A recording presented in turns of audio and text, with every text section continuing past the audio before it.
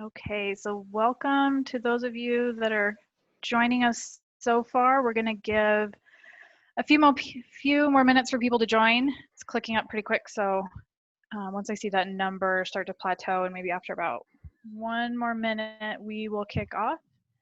But we'll give a technology buffer here for everybody to be able to join.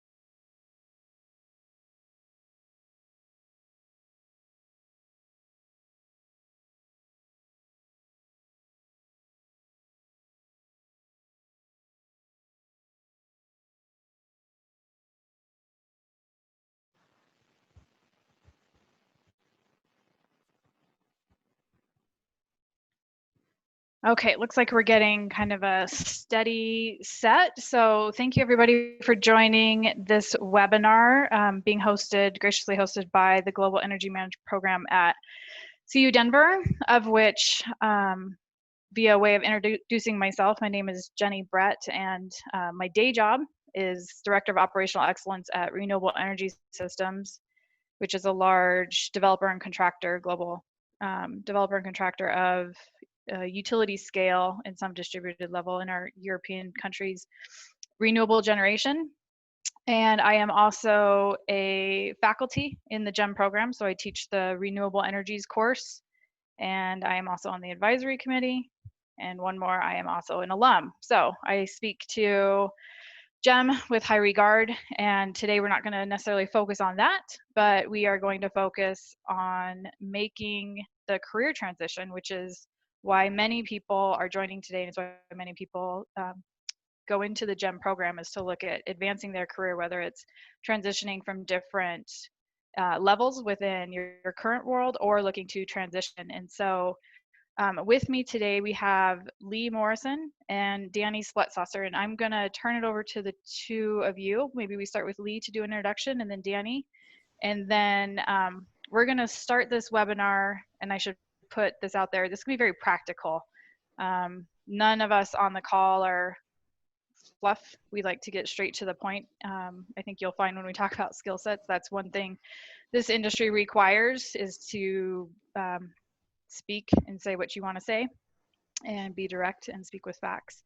So once Danny does the introduction, I'm going to circle back to Lee. And Lee actually did make the transition from oil and gas, which not all of you as participants are coming from, but many of you, I suspect, will be. So we'll use that as a starting point to build in what is an approach and what are some things for you to be thinking about in your skill set, and how are those skills transferable. So Lee, if you want to introduce yourself, give a little background. Hi, thanks, Jenny. Good to be here. I am Lee Morrison. Like Jenny said, I have a fairly long history in oil and gas. I started out as a landman, which is something I absolutely loved doing. And so with that, I always brought a lot of passion to what I did, I believe. I work for AMP Energy here in Denver. This is the U.S. headquarters of a global solar and battery storage company. We're based in Toronto. We have offices in India, Japan, Australia, and other places. But our U.S. headquarters is here in Denver. I'm the director of development here. I manage a pipeline, roughly $750 million pipeline made up of about 50 or 60 projects across, I think, 6 states last time I counted. And so that keeps me quite busy. So Jenny is absolutely right when she says you come to the point and you move on because you don't have a lot of time when you have a lot going on. And so I know Danny is coming from the same spot. My name is Danny Splettstosser. And actually, for the next 2 quarters, I'm also the CU GEM executive in residence. So for folks who are in the GEM program, talk through people who are thinking about this transition that we'll be covering today. Great. So let's jump in, and Lee, talk to us about what your journey was. You were in oil and gas. Why did you even think about making the switch a couple years ago? How did you do, did you do research? Did you meet with folks? How did you begin your transition into renewables? It all started, I did a little bit of all of it. Well, I did a great deal of all of it. And so I started off because oil and gas is so cyclical. The rough patch that we're in right now with oil and gas is nothing new. This goes way back, back to the 80s and even prior to that. And back in, I guess, 2015, 2016, I got tired of the cyclicality of oil and gas and had already had these kind of leanings toward renewables, a strong interest in them. I always looked at renewable energy as just another way to develop, I just call it energy land rather than oil and gas land management. It's how can you develop energy projects on land? And so I started getting increasingly interested in making the transition, and I started researching, and researching is very easy because there are thousands and thousands of LinkedIn jobs and Indeed jobs. You can just go online and read all these job descriptions and start putting together your own job description of what you'd like to do, what fits with your background. So that's step one. And then I also just started reaching out to other connections, friends of friends, meet them for coffee, try to learn about the industry and what they do. And then Jenny came along, and I met Jenny through the GEM program. And Jenny said, "Oh, we've got some postings at Res. I ought to check them out." So I did. I took a look. I looked at the developer positions, and those were just line by line everything that I had done for the last 8 or 10 years of my career. And so I did more research. We met, we talked, we hit it off, and that's how I launched into renewables. So just to emphasize a couple points that Lee brought up, I get, and it's fine, I get cold calls about, how do I make this transition? But what made the conversation with Lee that much more enjoyable and what's in it for me, I have to approach everything what's in it for me as well as giving help for you, is Lee did his research. So he, like he just said, he looked at the job descriptions and he formulated his own idea of what he wanted. And if you come to the table when you have these first introductory coffee meetings or virtual Skype meetings that we're in now, that's going to help the person help you decide where you might fit. So really, that's, if I said, take away one thing, and we'll have a few of them at the end of this, that's it. Go. There's so many options out there with renewables, whether you're looking at being at a development company, a construction company, an engineering company, a O&M company. There's so many options, and I can appreciate it's very hard to know where to start. But look at those. You have a lot of resources. Start thinking about what your skill set is.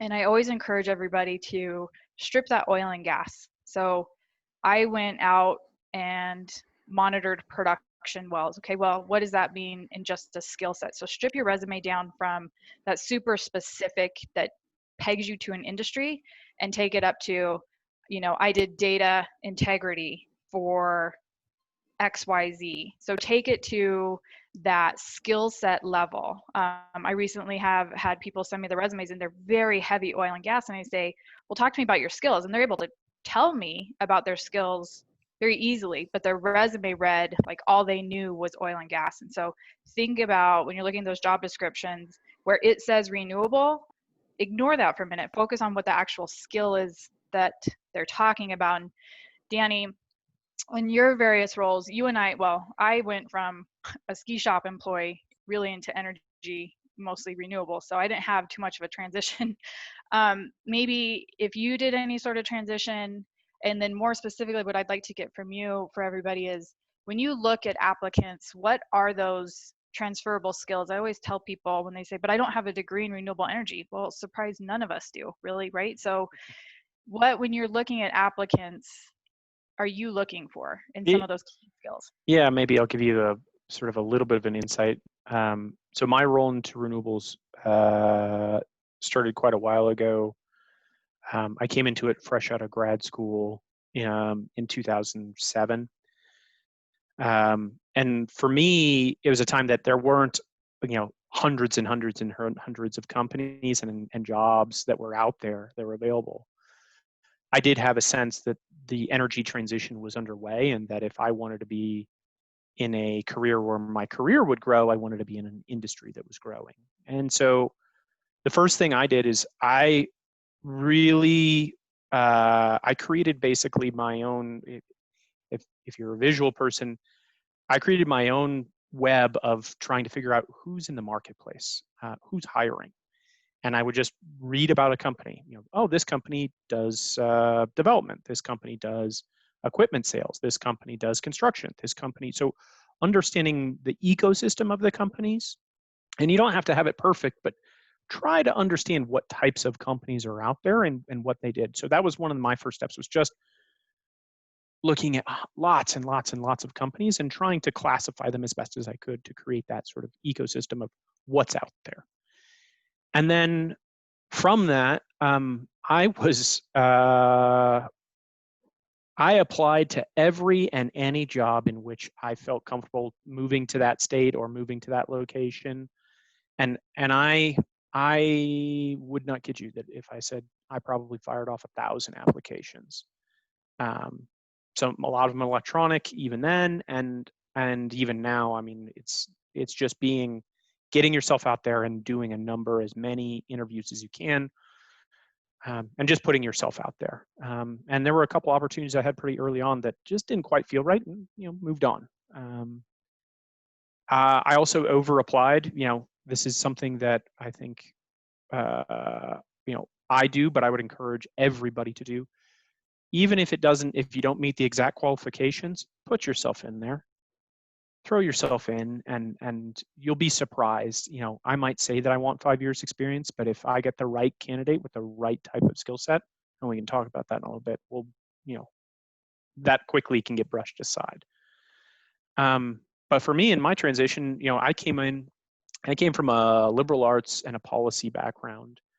I knew a little bit about renewables. I had spent, basically taken one class in my law school that was about renewable energy finance, and I knew a very, very little bit, but I just did a lot of market research and anything I could find and just consume, whether it be podcasts, news articles, publications, and just try to get myself familiar with the language of the space and the trends of the space. And even if I didn't know them perfectly, I at least had a hunger for the knowledge. And so, to answer your question, Jenny, when it came to me, when I got hired on, I got to the end of the interview process with the first company that I joined, which was EDF.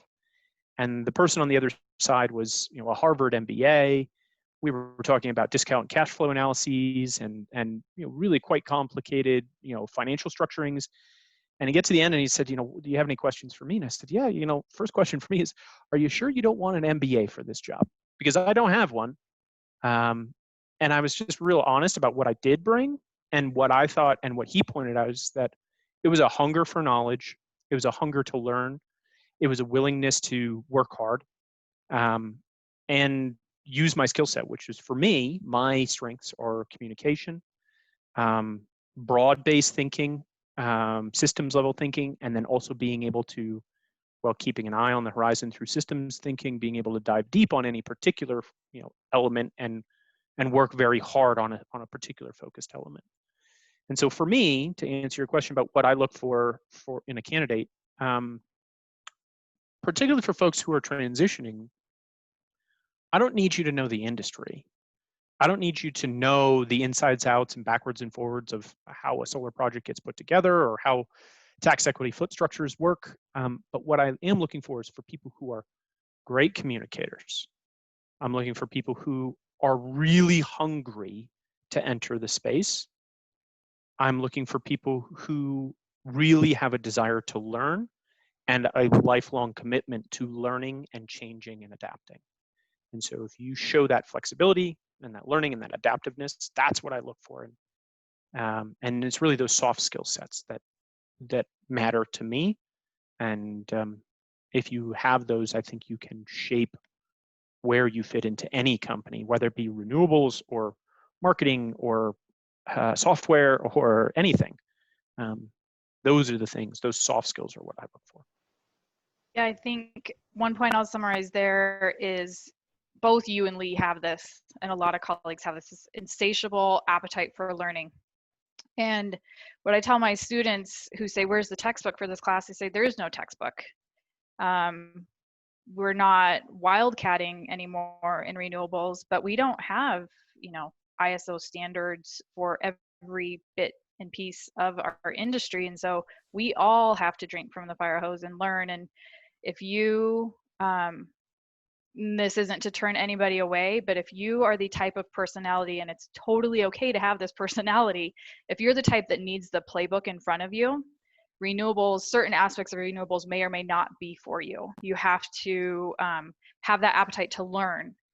The book's not going to be in front of you. Now, depending on your company, they may be very well structured, and you may have, I worked for the government. I went the first out of the ski shop job out of college was with the government. Now that is a process and book oriented, and it was somewhat laid out, but I still had to learn and teach myself a lot of the aspects of the industry. So there's no playbook. We're not going to be able to hand you a playbook on how to do your job in renewables. I mean, if you're a civil engineer doing civil engineering, perhaps that's different. But if we're talking about the sales aspects, if you're going to be selling equipment, or if you're going to be developing or constructing, we are a mature industry, but we're not to the point where everybody's got it scripted. So there's a lot of self-starter skill set that you need to have to do this. You're not going to be set out there adrift and without a life raft. But with Lee, what we looked for was that basic skill set, and it was great that he would go learn and then come with a question after having thought through it. I think that's a really important skill set in renewables, is you have to be able to formulate and see something and formulate your thoughts to come to those who have that experience.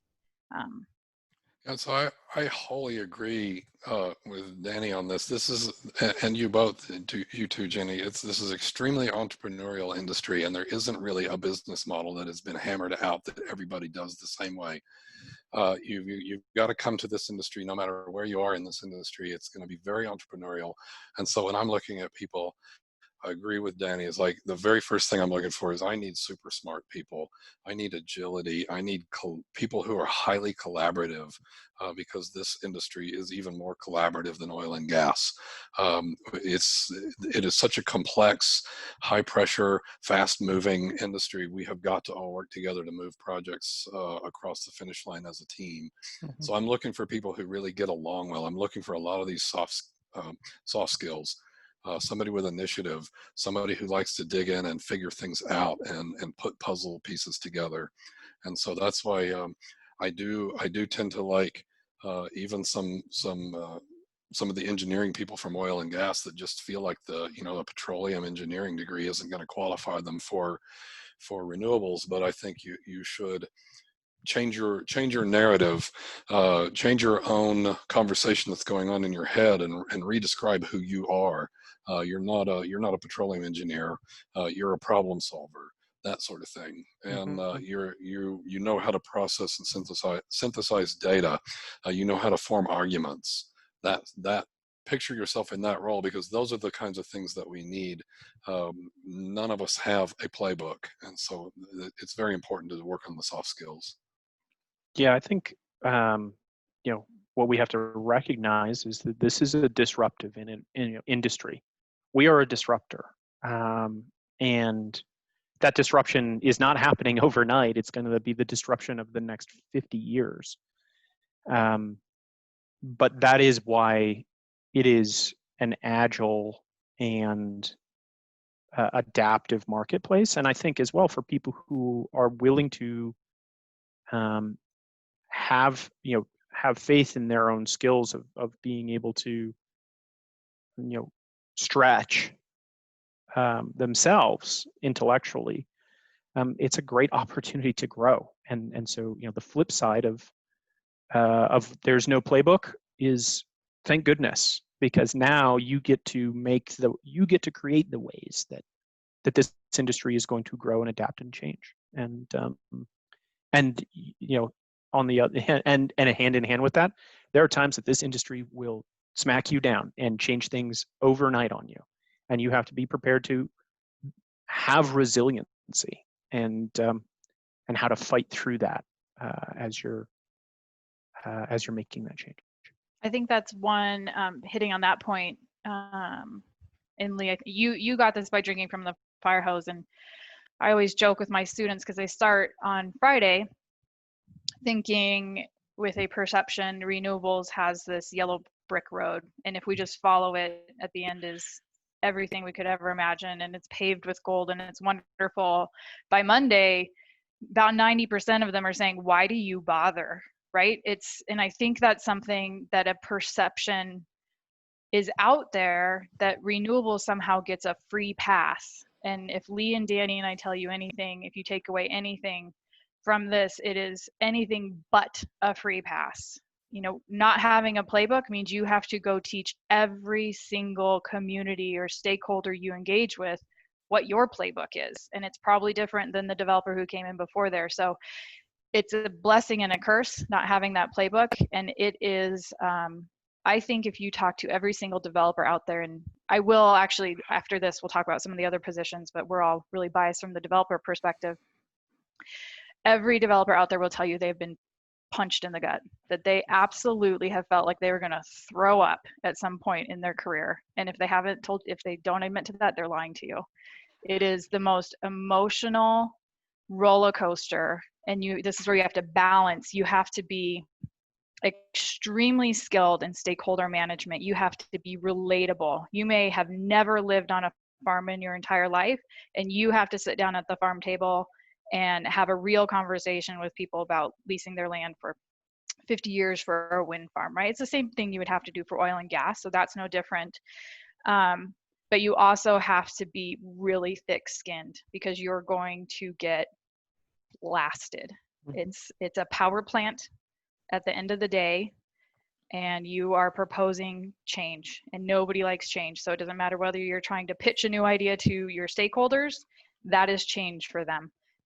Whether you're trying to pitch a new idea to a community, that is change. And so you are really a skill set, I would say it's as equally important as communication skills, is you have to be a leader of change. You have to have extreme change management skills, because everything you're doing is changing something for 99% of the stakeholders you're engaging with. So you have to really hone in on those change management skill sets that's going to facilitate everything for you.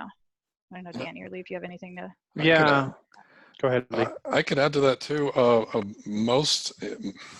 A vast majority of the jurisdictions where we're building projects right now don't even have a regulatory framework at all. So we first have to coach them what needs to show up in their ordinances, and work with their planning boards and their conservation commissions and so forth as much as possible. But those people are learning. They have never imagined this kind of stuff coming to their communities.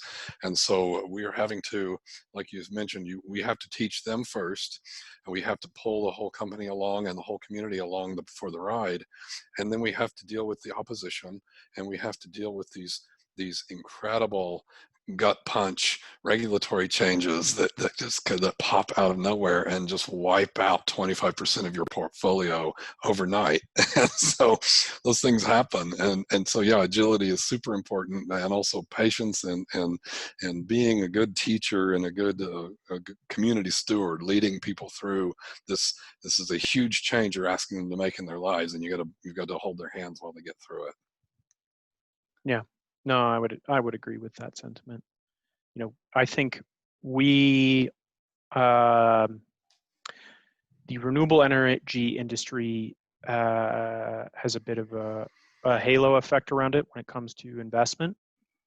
I think it has a bit of a halo effect around it in terms of the desire of people to help effectuate the change, and I think that's a good thing. But it kind of stops there. It is a lot of block and tackle, hard, basic skill sets, and maybe to expand beyond just development, which was obviously our collective backgrounds. There are lots of other related capabilities. So if people have a sales background, whether that be working with landowners and really focusing on that side, or it could be in the sales of equipment or construction services. There are people whose pure job is just pure business development. And I actually have met a couple folks who, through the CU GEM program, that I saw them and they are just amazing, amazing people. They just have the type of tone and voice and energy that you just, they're born salespeople, and you want to hear more from them. There are plenty of jobs, and not just in renewables, across any industry with that type of skill set. There are also folks that I've met that are engineers. They are problem solvers.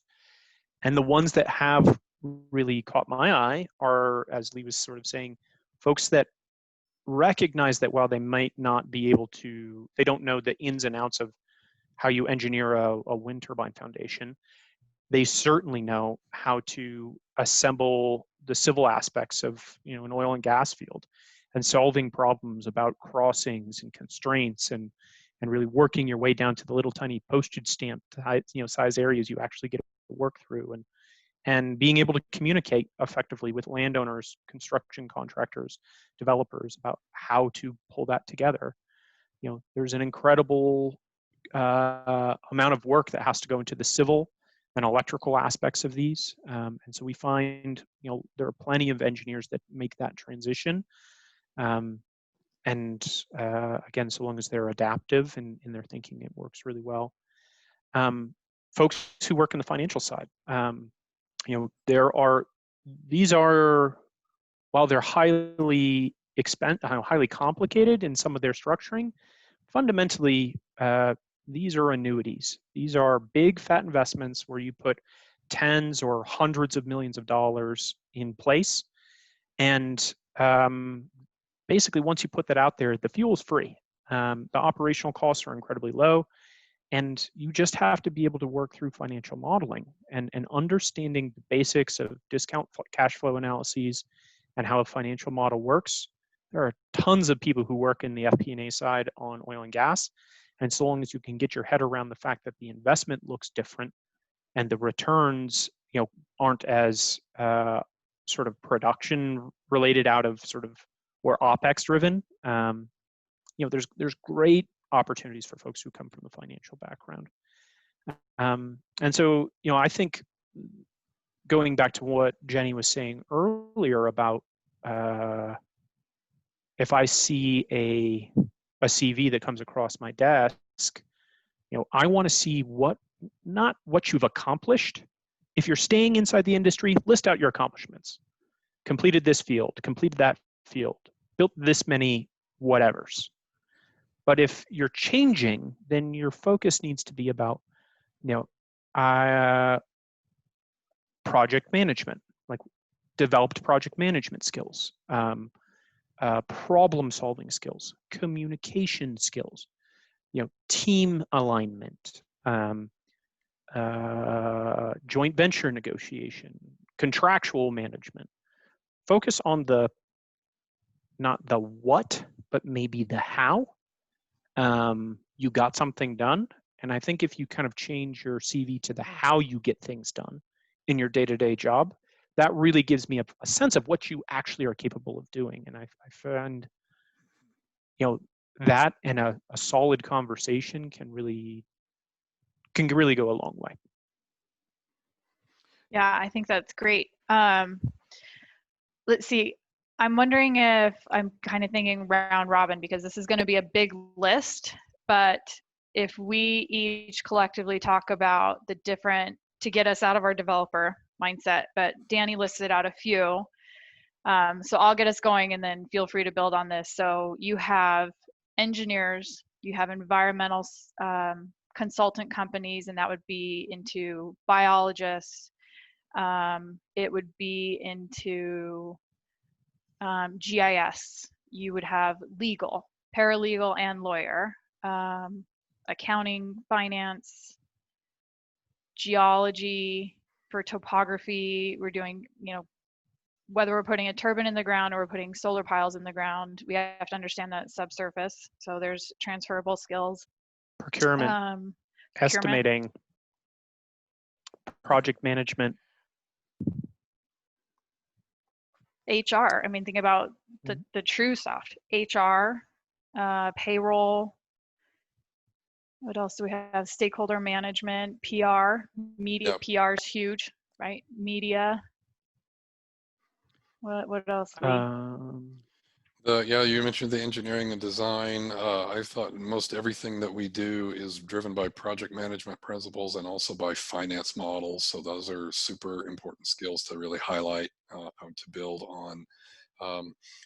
I would even say a limited degree of the tech science. We need, I look for people who might know a little bit about like a DC-AC ratio when you're talking about electricity. Look for somebody who might know a little bit about batteries. That's a big emerging field. And sometimes I think it's really good when you're in renewable energy, you're basically talking about power generation. So you need to understand ISOs and how electricity is traded and moved around the country and how the grid is made up, so forth. And with that, one thing that helped me a lot was a book from several years ago, well, 2016, which seems like an eon ago, called The Grid. It was a really good history and introduction to how the grid is made up and how it works and how we got to such a completely dysfunctional machine that it is today. But it gives you a really good high-level understanding of those kinds of things. And so I'm looking for, in addition to all those soft skills and transferable skills, I'm looking for somebody who's just at least got a peek at knowledge of what we do, because I know there are very few people out there that have in-depth knowledge or broad knowledge of this industry, but you need a foothold, you need a starting point. And so those are some things that I look at. Mm-hmm. Something you just said, I don't think you were meaning to get me to this point, Lee, but you did. Starting point. When we first sat down, I think one of the most important things you said to me, and this is a skill that I personally look for, is humility. Is you said, hey, Jenny, I'm even willing to take a step down. And I think that's really important, because I get people that, whether right or wrong, and I hope some of you prove me wrong, expect a completely lateral, if not lateral to advanced movement from oil and gas to renewables. And best of luck to you that can do that. But I think you have to have a little bit of humility and say, I'm entering, sure, it's energy, but I am entering a new realm. And so, Lee, do you want to talk about that, like how you maybe came in? And I think it's really important because your step down has now catapulted you up. So it wasn't a very long-term step down. Well, that's the whole idea, because like Danny said, it's such a growth industry. It's very hard to predict where you're going to go in a very short time. And so, but one thing that turns me off faster than anything in an interview is when I'm interviewing somebody, is when they come in and they start telling me about everything that they know. And it's like, you can't imagine how little you know when you're coming into this industry. It is going to be a mountain that you're going to be climbing over. And so what I'm really looking for with people is that I wrote down that exact word, humility. It's like, I need people who know that, yes, they have some skills. Yes, they're awesome people, but they have a lot to learn, and they admit it, and they are ready to jump in and do it. And so, yeah, that humility is super important. And then it also, I think, because again, the collaborative nature of the industry, you're not going to do this by yourself. You're going to have a lot of help, and you're going to have a lot of people who are smarter than you, no matter how smart you are, that are going to have to help you out. And so you've got to take a step down, get rid of your ego, get rid of your arrogance, and, and to admit that it's going to be a challenge, but that you're up to it. So that's what I really like, humility. I'll echo that, and maybe from somebody who's not just Lee Morrison or Jenny Bredt or Danny Splettstosser, but maybe about a month and a half ago, there was a piece that was floating through LinkedIn that was actually Jamie Dimon of Morgan Stanley, JP Morgan, and they were asking the same questions. What are the 5 things that are most important to you? Jamie Dimon is sort of somebody who's coming into your team, and his piece was, particularly if you're in transition, don't be thinking about this is your next career. Be thinking about what is the next thing you can learn, and taking particularly a transitional movement as, look, this is temporary, and I acknowledge as being temporary. And if I am as good as I think I am, and if I'm as worth as much as I think I should be, then this period of time will be only as short as, in that sort of step over and move down, it'll be only as short as you're capable of displaying yourself as being. And the most capable people, they are incredibly humble when they come in, and they let their work product show up for themselves. And at that point, once you've established yourself and you've established your credibility, it is very easy. And companies want to promote from within. So once you've established yourself within the company, I actually find generally, but again, in a pretty dynamic environment, you can become a strong advocate once you've started to show that you are, you're a known quantity and that you are capable of really delivering value to the company. And so, I would recommend, if you can find it, again, it was a Jamie Dimon piece. I think he was through Bloomberg, and it was a pretty quick, maybe 4 or 5 minutes with him. But if you can pick that up, that's worthwhile hearing, and hearing it from somebody who's, running one of the largest investment banks. But yeah, being able to move laterally and then letting your trajectory grow once you've made that move. I think that's really important point, and a couple things that stuck out for me were easier said than done. And what's tough about breaking into our industry is there is a large culture of promoting from within, because you get in and you earn your stripes. You get projects across the line, or you reach a strategic agreement with a turbine supplier and you want to move up. So when you're in a company, there's a strong drive to keep advancing. And to Lee's credit, he came in, he's been in oil and gas for a very long time and made maybe just a touch down, but now he's gone back up. So it was his trajectory. He chose that down and then up. But you can move up very quickly. And the hitch in that, where it's easier said than done, is, okay, well, Jenny, Danny, Lee, tell me how I get into the industry. And I think where I would start this part of the conversation is, it's that willingness, first and foremost, looking at those job descriptions and saying, what do I actually like? I get a lot of people that ping me and say, well, send me the job description if you think I'd like it. I don't know what you'd like. I barely know what I like. I barely know what I want to be when I grow up, right? So I wish I could help you with that. You have to look at those job descriptions and start formulating so that when you see things pop up, you, like Lee did, I said, hey, well, here's a couple positions that are open. I mean, a very seamless transfer when I look at oil and gas is, you're a landman, you can do the same thing for wind and solar. So that's seamless. And I said, look at these. He took it on himself and said, well, yeah, actually, that lines up really well. So you have to do some of that lining up of that dream job you want. But you also have to induce that humility and say, what do I want to keep seeking that dream job, or do I want to go down a level, get in at that company, knowing this industry does do a lot of self-promotion? And so that's something you have to weigh, of what your timing is and what your objective is.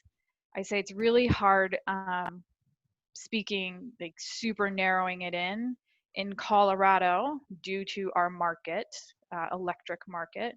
We're not a huge mecca for energy companies. You go down to Houston, there's going to be a ton of jobs. More people are coming to Colorado. It's not like it was in the early 2000s. Portland used to have a big scene. East Coast is growing, but we in Colorado, I think we attract a lot of energy professionals from traditional oil and gas. And I can't say that there's a one-to-one job placement for all of the oil and gas professionals in Colorado that want to stay in Colorado.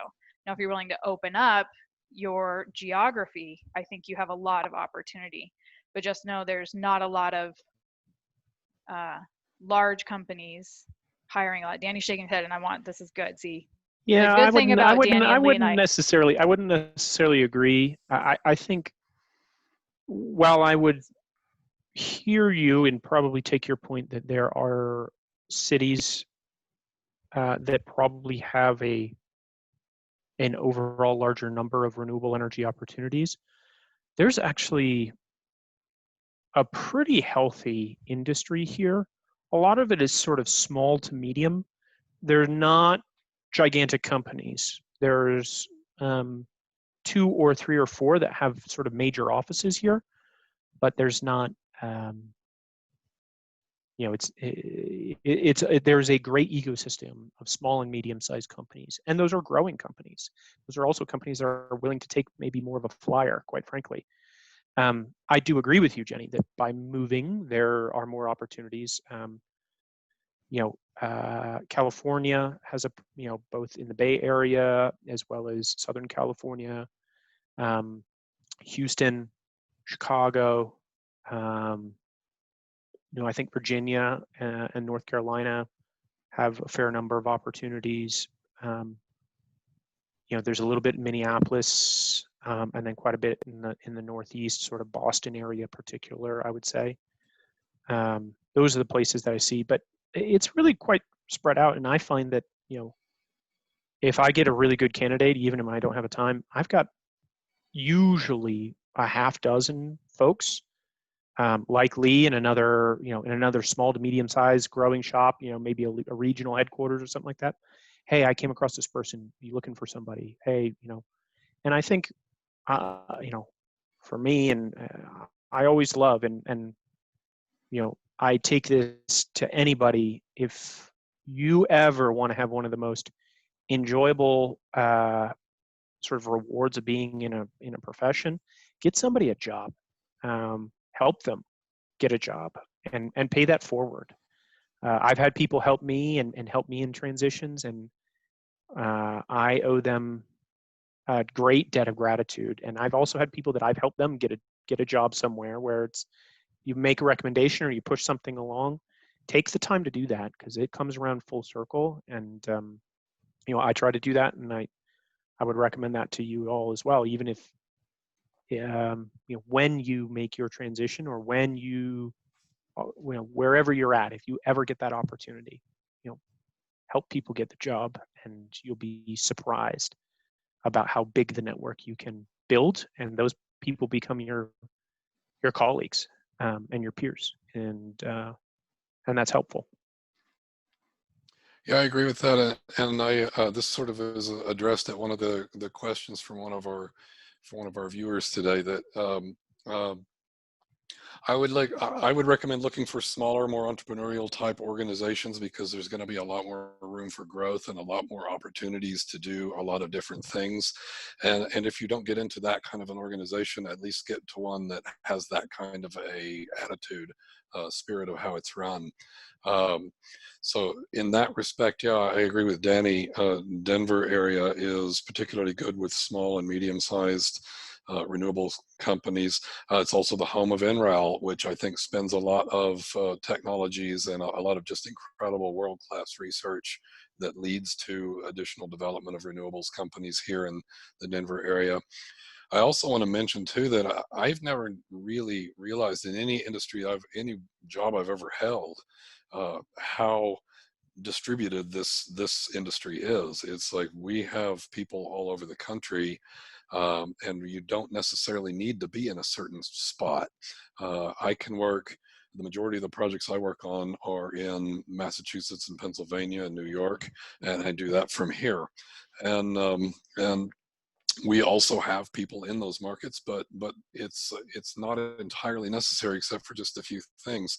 So you've got a lot more flexibility in how you work.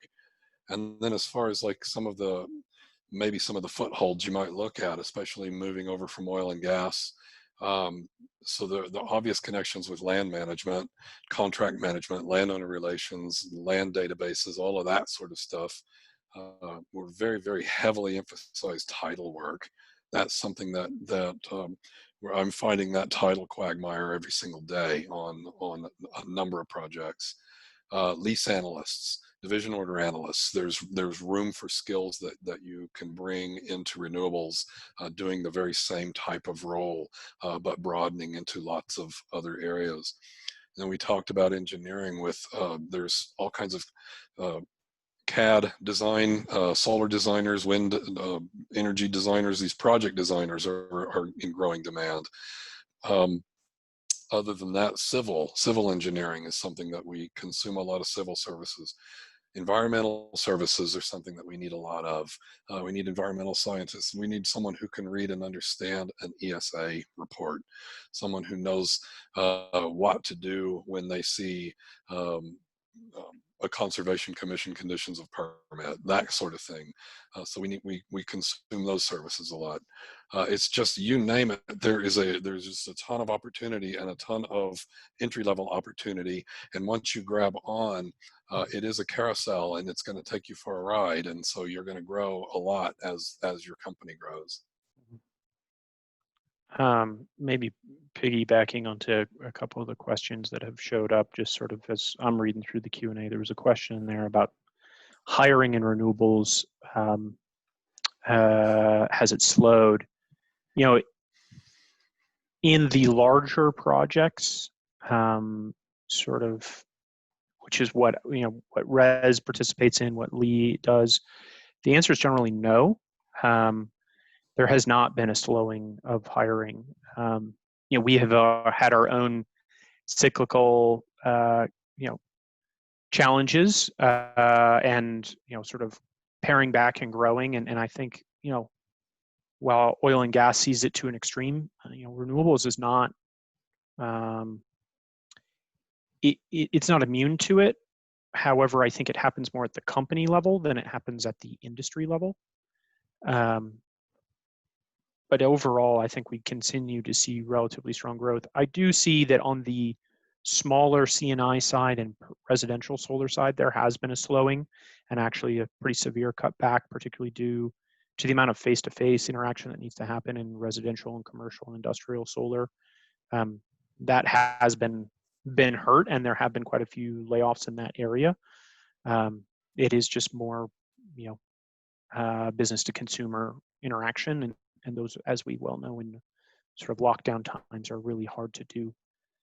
But in the bigger stuff where we're planning for 3, 5, 7 years down the line, the projects we're working on already have so much momentum behind them that they continue to sort of persist despite. The only other one that I, you know, and this is more just in line with, I guess, where my heart always is I'm always looking for the next opportunity. My personality is, like I said, very eye on the horizon. If I were starting my renewable career over today, coming fresh out of grad school, wind and solar are, while there's still a lot of growth in terms of the number of megawatts, again, the sort of ecosystem is in wind fairly stable, in solar starting to stabilize and gel. I see a lot of dynamic activity happening in 2 aspects. One is energy storage. That is the Wild West. And if you want to have if you have the appetite for a very high growth, high risk, high reward career, I think energy storage is one place. Another one that I think is a good transitional spot, and I see a lot of oil and gas getting into it, is actually, it will be green hydrogen. That is sort of the next horizon as we think about intermittent renewables and high penetration of intermittent renewables.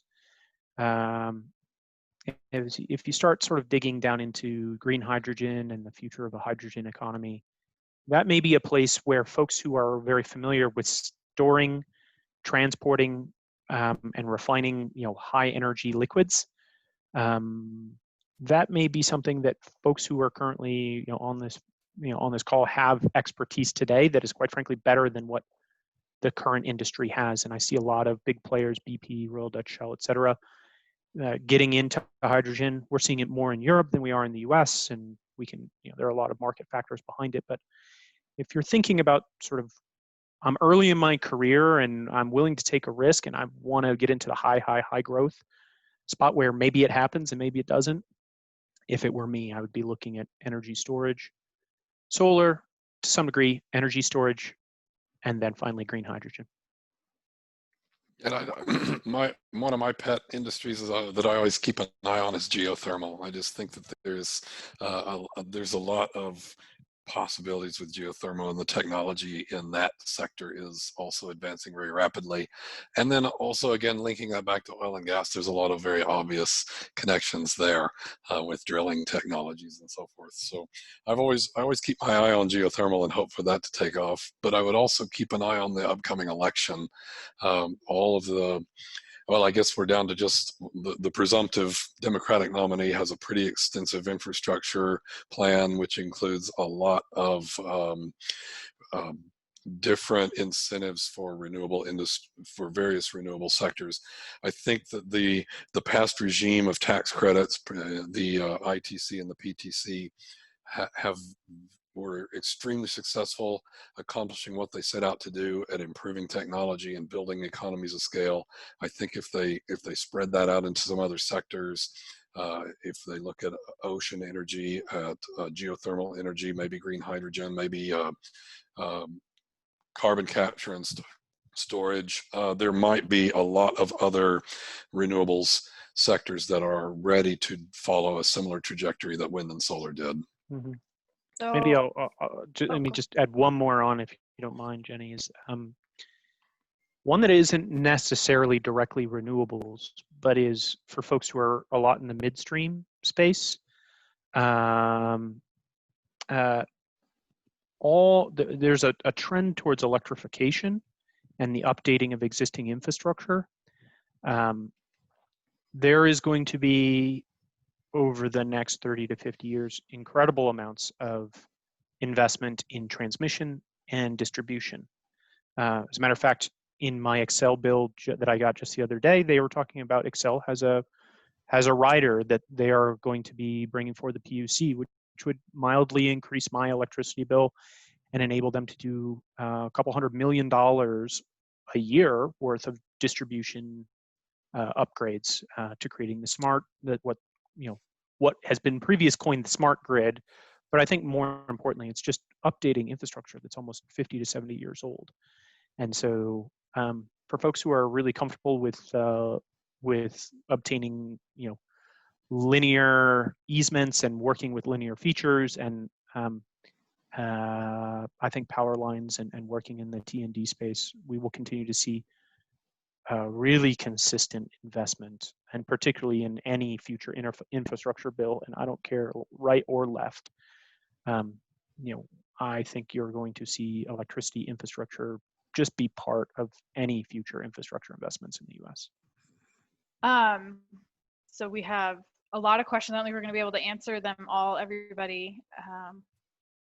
Hopefully, maybe we can do a part 2 of this in a couple months, but we have 7 minutes left. And I think one question that's sitting out there, I'm super keen to hear both of your perspectives on, and is, I think it sums up kind of some of the points you made, and kind of might be a good ending point depending on how long we talk about this. But considering the current global situation with coronavirus, and I would put the asterisks, upcoming elections, can renewables act as a springboard for job creation? And what's needed to make that happen? I have an opinion on this, especially when I watch all the political debates. I tend to start fuming in certain aspects, but I think I might have a different view than you two. So what do you guys think? I think the answer is absolutely. Currently, the solar energy industry employs more people than the coal industry and just coal generation, not coal extraction and generation combined. And I think we are at a spot where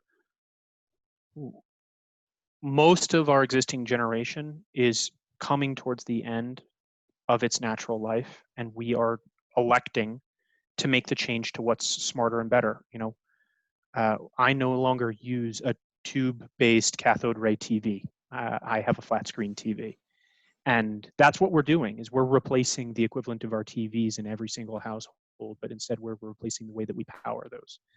And I think that continued investment, irregardless, quite frankly, of coronavirus and irregardless of this future election, that's a path that's going to continue. And it needs to continue for environmental reasons, I would also say, but that path is going to continue no matter what. It's just going to be a matter of how hard and how fast it's going to go. And I see this as being a coronavirus, whatever the trend was, it's my feeling that it's accelerating those trends. And that's across industry, business, and society. And so we are on a trend, and I think that coronavirus in particularly is accelerating that trend. And I would tag off of what Danny's mentioned about the grid, about transmission distribution grid upgrades being a center of significant employment growth. I can point to several years ago, I don't remember the exact year, that Governor Rick Perry in Texas decided that it was a good opportunity to build out the transmission infrastructure in Texas. And directly resulting from that and a number of other initiatives, Texas has just absolutely exploded as one of the biggest renewables markets in the country, maybe in the world. So that sort of investment in infrastructure is going to stimulate massive employment that's going to come right along behind it. And so, yes, I agree. If you look at the coal fleet and then even the natural gas fleet in America, it's aging. It's no longer efficient, and we have a better way. And so definitely funding this infrastructure development, and even if, again, I agree, regardless of the outcome of the election, I think this employment growth is going to continue. It's just going to get larger and larger. I know I work almost exclusively in solar and batteries. In the solar, we have found a way to recover from the tariffs, the China tariffs, what are often called the Trump tariffs. That was a big stumble, but we've now figured out how to keep going. And I think all solar companies have done that. So if we retain the current administration, I think that growth is going to continue. If we change administrations, I think the growth is going to explode. And so either way, I see a good future for renewables in virtually all sectors. Awesome. We have 2 minutes left. I think we're going to start seeing some folks dropping off to get onto their next adventure in life. At a high level, some of you want sort of that kind of career specific questions. I would say to my students and former students, I see you in the chat. You know how to get me. We can talk through these things in class, or as Danny mentioned, he's there. Fellow GEM alums, Lee's got to pay it forward for me sitting down with him. Although we might say because he hired 2 other GEMers, he's done it. But all of us are available. I will say we might not be available right whiz bang right when you need it, but ping us. Students, you know how to get me. One closing question: what keeps looking at your company? One of these questions here that's kind of good. What's the biggest challenge facing your companies? And I can answer from the construction side. Danny, if you want to answer for the development side. Lee, what's the biggest challenge facing AMP today? Wow, there's so many challenges from day to day. My mind goes from one thing to the other. So I would, the biggest challenge facing us today is I'm going to say that has to be grid congestion. That is the number one problem that we face. That really, when you look at the number of projects that we examine, we probably have a kill ratio of something around 90%. So 90% of the projects that we first start looking at will die before they ever get to NTP or to get built. So, and the biggest killer is grid congestion and grid upgrades that we have to bear the brunt of those. You ready, Danny, or do you want me to go? Go ahead. So from the construction side of Rez's house, and this is something where a lot of skill sets can come in from different industries, having solved problems, thinking about problem solving, is efficiency. We have to figure out how to build sites, whether it's wind or solar or storage, more efficient with fewer resources, whether it's human or material. So a lot of that lean background and looking at the efficiencies of that holistic picture, or even getting down to the minutia of how do we turn the millions of volts on a solar plant faster. So I'd say from the construction side, it's efficiency would be the biggest challenge. We can never have enough of it. So if you're a lean engineer, give Jenny a call. Yes. biggest risk from a development standpoint, near-term tax equity, the way that we use tax as our de facto energy policy, that's fundamentally broken. And I hope that we escape the grips of tax equity and complicated tax equity structures. I think long-term, the biggest challenge for the industry is how do you arrange financing when a project 5 years from now will be fundamentally less expensive because Jenny's really good at finding the cheaper way. How will a project I build today exist and compete in markets when the project of the future is going to be cheaper? And that value cannibalization that happens over time and with higher renewable penetration is going to be a real challenge for this industry. And I think that's the one that long-term gives me the most pause for concern.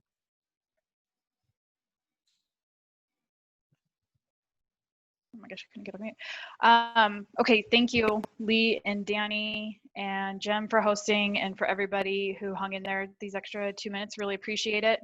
I think key takeaways, if I've summarized the skill sets that are absolutely invaluable, are communication, problem solving, and that thirst for knowledge. You're going to be learning every day, and you have to survive here. So be an insatiable learner and hone those communication skills, whether it's to a family around a table or it's to making your pitch for more money to your executives. I can't speak enough about being an effective communicator. That's a huge skill set. And then in general, problem solving. You will be solving, like Lee just said, you will be solving a problem every day.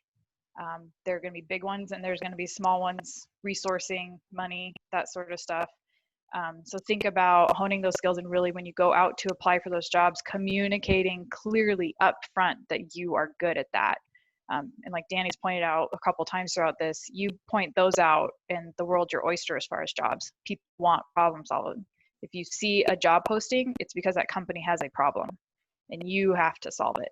So always approach that application or that resume how you're going to solve that specific problem for them. They've clearly laid out what their problem is. It is bulleted in the job description. So approach your applications that way, looking at it. So really appreciate this. Like I said, maybe we'll do this again in another 6 months time, because who knows what our environment and our worlds are going to look like.